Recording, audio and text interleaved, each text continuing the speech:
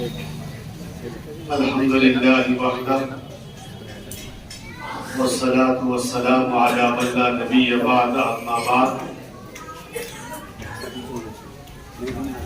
وقد قال اللہ تبارک وتعالی فی کلامہ المجید والفرقان الحمید اعوذ باللہ من الشیطان الرجیم بسم اللہ الرحمن الرحیم ان اللہ اشترى من المؤمنین انفسهم واموالهم بان لهم الجنہ صدق اللہ العظیم۔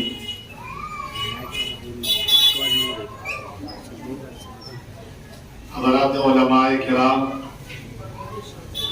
بالخصوص اسٹیج پر جلوہ افروز نجم العلماء حضرت مولانا عبدالقدوس شاکر حکیمی صاحب مدد اللہ العالی، جناب مولانا ثابت علی نقشبندی صاحب قبلہ، مرد آہن مولانا رضوان صاحب قاسمی حفظہ اللہ،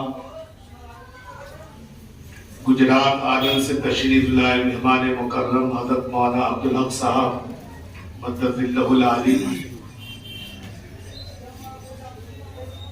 اور دیگر ہمارے اکابر، آج ہم سب ایک انتہائی اہم کانفرنس میں شرکت کر رہے ہیں جس کا عنوان ہے جمہوریت کانفرنس۔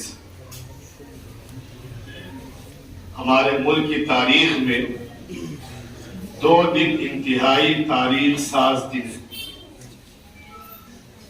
ایک تو وہ دن ہے جس دن ہمیں اور آپ کو انگریزوں کے ظلم و جبر سے، ان کے ناپاک سائے سے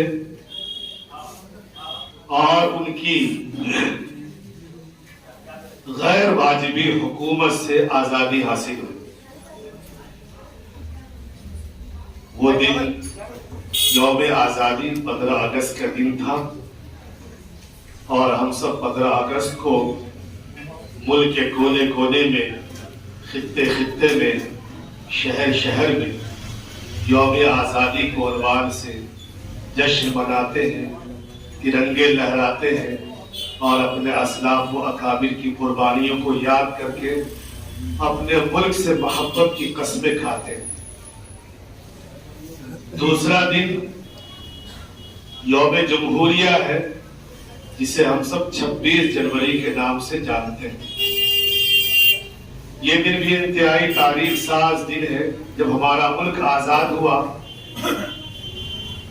ایک نئی حکومت کی تشکیل کے لیے لا اینڈ آرڈر، امن و امان کو برقرار رکھنے کے لیے قانون کی ضرورت تھی۔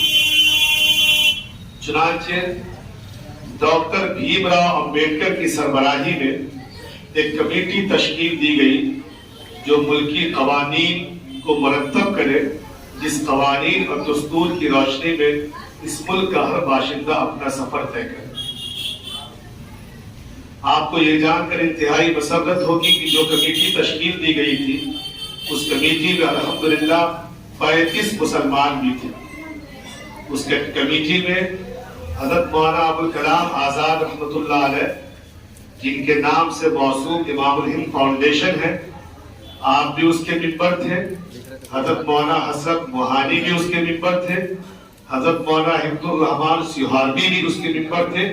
اس کے علاوہ 32 اور مسلمان اس کمیٹی کے ممبران تھے۔ باہم گفت و شنید سے ہندو، مسلم، سکھ، عیسائی سبوں کی رائے لے کر ہمارے ملک کا قانون مرتب کیا گیا، اور اس قانون کی ترتیب میں تقریباً 2 سال 11 مہینے 18 دن لگے۔ 2 سال 11 مہینے 18 دنوں میں ہمارے ملک کا یہ قانون مرتب ہوا، اور سن 1950 میں یہ قانون ہمارے ملک میں 26 جنوری کو نافذ کر دیا گیا۔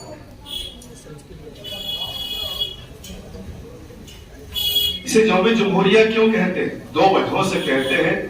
اس لیے کہ ہمارے ملک کی جو حکومت منتخب ہوتی ہے وہ کوئی شاہی حکومت نہیں ہوتی بلکہ عوامی حکومت ہوتی ہے۔ ملک کا ایک ایک فرد اپنی رائے دے کر، ووٹ دے کر اپنے حاکم وقت کو منتخب کرتا ہے، اس بنیاد پر یہ جمہوری ملک کہلاتا ہے۔ دوسرا اس وجہ سے بھی کہ ہمارے ملک کا جو قانون مرتب ہوا، ہمارے ملک کا جو دستور مرتب ہوا، اس میں ہندو، مسلم، سکھ، عیسائی تمام کو مذہبی حقوق دیے گئے، مذہبی آزادی دی گئی، اور سبوں کو اس بات کی اجازت دی گئی کہ آپ اپنی مذہبی آزادی اور اس کی پیروی کے ساتھ اس ملک میں جینے کا وہی حق رکھتے ہیں جو یہاں کی اکثریت کو حق ہے، وہی اقلیت کو بھی حق حاصل ہے۔ آج میرے محترم بزرگوں اور دوستوں، جس ماحول میں ہم سب جی رہے ہیں، جس ماحول میں سانسیں لے رہے ہیں، آج کی اس عنوان کی اہمیت بہت بڑھ گئی ہوئی۔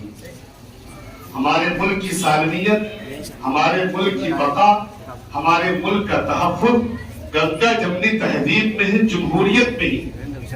اگر اس جمہوریت میں آنچ آتی ہے تو ملک کے تانے بانے بکھرنے کا اندیشہ ہے۔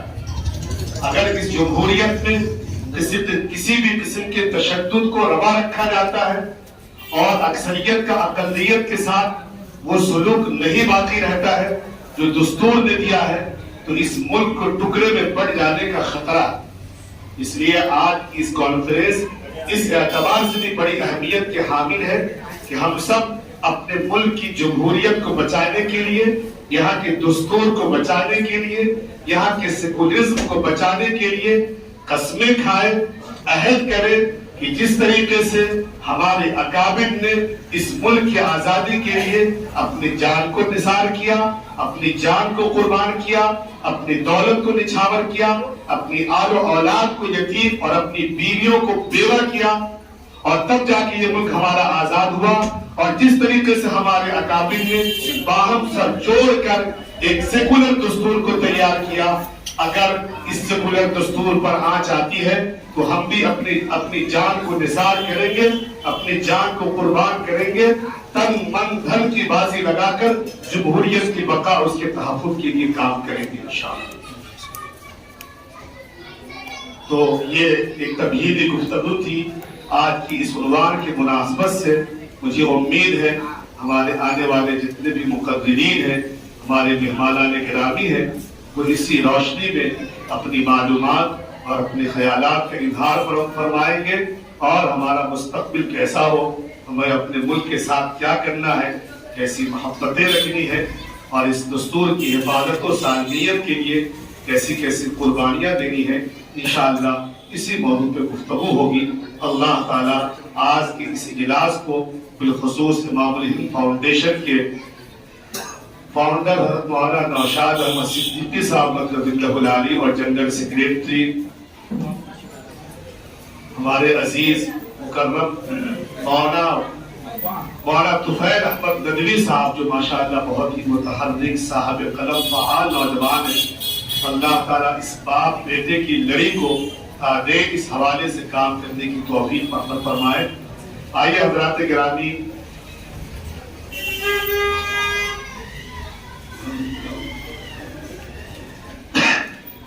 اب آئیے حضرات گرامی، ایک نشست کی نظامت کو عزیزم عفان سلمہ شاعرانہ انداز میں طائرانہ گفتگو کر رہے تھے کہ نعت خوانی کا سفر کہاں سے شروع ہوا اور یہ سفر طے کرتا ہوا آج کہاں پہنچا ہے، اور آج سرور کائنات صلی اللہ علیہ وسلم کی عقیدت و محبت میں نعت گوئی کا سلیقہ اور طریقہ کیا اختیار کیا گیا ہے۔ بہت اچھے خوبصورت لب و لہجے میں انہوں نے دعوت کی تھی۔ اللہ تعالیٰ اس عزیز کو مزید ترقی عطا فرمائے، یہ آگے بڑھے، سر چڑھتے رہے، اور بڑی سے بڑی مجلسوں میں مائک کو سنبھال کر اسی طریقے کی خوبصورت نظامت فرمائے۔ اور اس بندے کی خدمت میں یہ دوسری نشست کی نظامت تھی۔ آئیے اس تمہیدی گفتگو کے بعد میں مولانا خورشید صاحب مدد اللہ العالی کو دعوت دیتا ہوں کہ وہ تشریف لائیں اور تلاوت کلام اللہ سے اس دوسری نشست کا آغاز فرمائے۔ مولانا خورشید صاحب مدد اللہ العالی۔